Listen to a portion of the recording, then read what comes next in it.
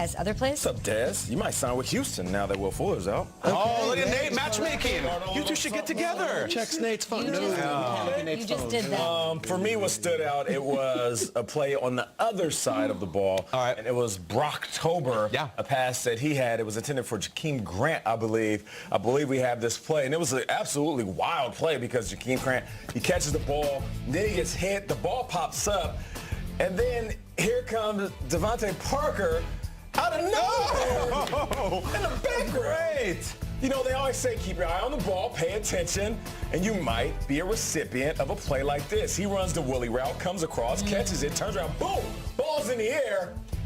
And Parker's like, yo, I'm right here. Let me go ahead and take Off this the defender's face. Watch the ball. Off the face. Bam! Right off the visor. That is so cool. But this was a great play, and it's one of those crazy plays that we won't talk about, but this doesn't happen as often as people think. Just a wild play with a wild ending. And Devontae Parker, who had himself a day. Yes, he did. Peter Schrager yesterday, you came out there, he said there's something going on with him not dressing, and the agent coming out, talking to Adam Gase. Adam Gase saying, listen, it's my team will do it my way. Guess what? It might have worked. Devontae Parker. Parker had a huge game. He did. Parker had a huge game. Yeah. Let me contextualize this one. So imagine you're Danny Amendola. You had this great career. You have an amazing play in your career where you catch a pass from a wide receiver. Adam hit him for that touchdown. A playoff game was amazing. Then they come to you before the Super Bowl and they say, Danny, it's your turn. You're going to throw one. It's like, oh my God, this is the coolest play of my life. They call the play in the greatest Super Bowl ever. You run out. There's the greatest quarterback of all time. Yep. You throw a perfect pass, and Tom Brady drops it. You think, that was my one chance, my only chance. And they'll never go back to it. Sure enough, Thursday Night Football, they say, Danny, let's do it again. New team, new coaches, new receiver, and Amendola across the field in stride. I'll say it right now, Kenyon Drake is better than Tom Brady. He's a better football player than Tom Brady. Then stats don't lie. One catch, one touchdown.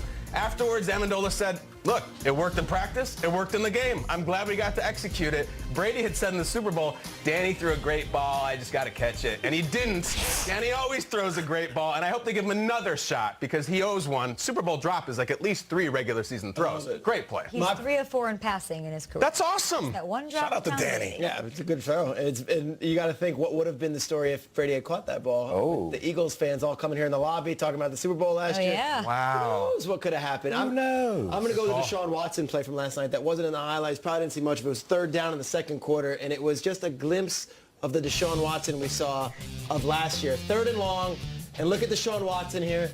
This is all I wanted to see. That's it, Peter. 3rd and long. What are you going to do? Out of the shotgun, fakes a pass, and runs. It's such a small play in the game, and there were so many points. But this is what's going to make him elevate this team when it matters most. When I'm talking December and January, those week 1, 2, 3 games that they lost. The game that they lost to the Giants, Deshaun Watson was doing nothing out of the pocket. The game they lost to the Patriots, Deshaun Watson looked a little gun-shy. Last night, it looked like Deshaun Watson of old. The Deshaun Watson that lit up the Seahawks in Seattle and lit up the Patriots in Foxborough last year. Deshaun Watson is back. The NFL is better for it. And watch out AFC, because that team last night, they can compete with anybody. Chiefs, Chargers, Patriots even on the big stage. I love how Week 8 started. Last night in great, right? Houston, now we've got a team that's won 5 in a row, a playoff contender officially with the Texans. I love all of it, and I'm so excited for what's going to go on Sunday with the Jags and the Eagles.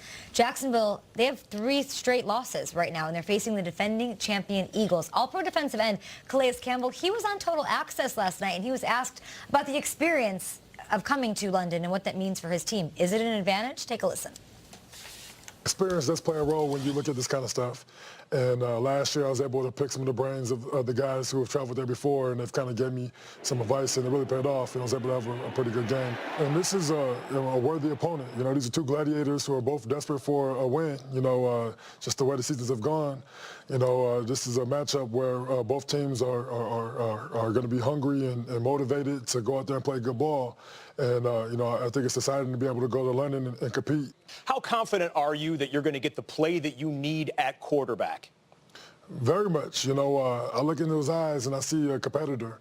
You know, and nobody's tougher on himself than Blake. You know, he loves the game. He wants to do well. You know, and he understands.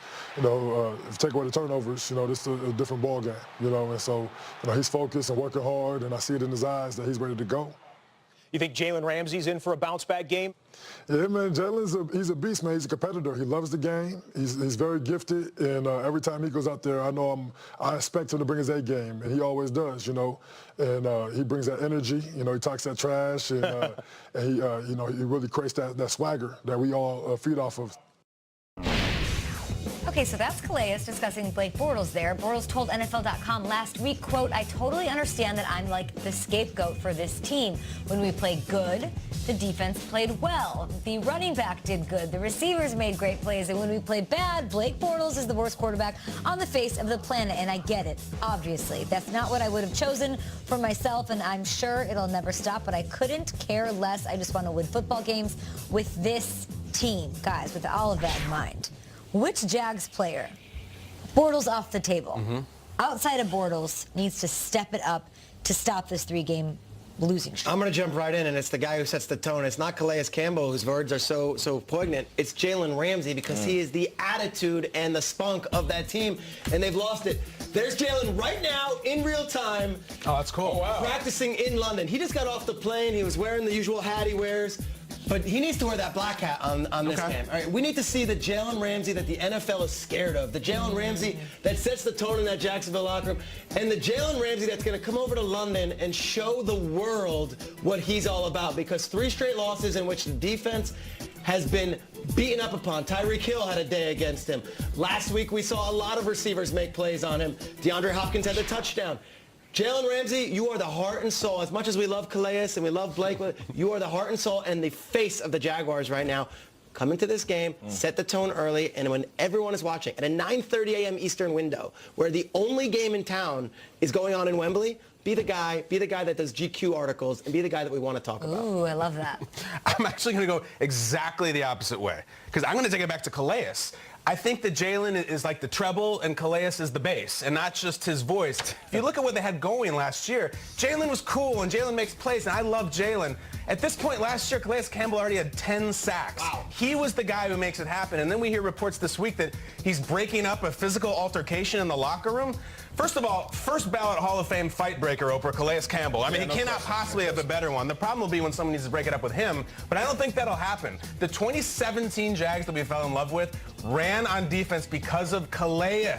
He was not the lead singer. He's not in GQ, but he is the guy who is a bad MF. You hear what I'm saying? It's a different magazine, and that's what they need over here. All right, now you mentioned Jalen, and you said Jalen is the treble, and you said Calais is the bass, and when you're adjusting the audio in the car, you have to balance it out. What brings balance to this team is the running game. And ever since Fournette went down, they're trying to figure out who that is. Talk about it. T.J. Yeldon. T.J. Yeldon is the guy that can help Blake Bortles become the Blake Bortles we know him to be. T.J. Yeldon has been fantastic. His best game this season, he had 18 touches, 122 and a TD. He has 4 TDs this year in the air. Oh, yeah. And the reason I want to emphasize that, like we're seeing right here on a screenplay dump-off check down, is because when Blake drops back in that pocket, a couple things you have to keep in mind. 1, go through your progressions and don't take a risk in throwing the ball into traffic. 2, just like Dorsey said, protect the damn ball and don't turn it over.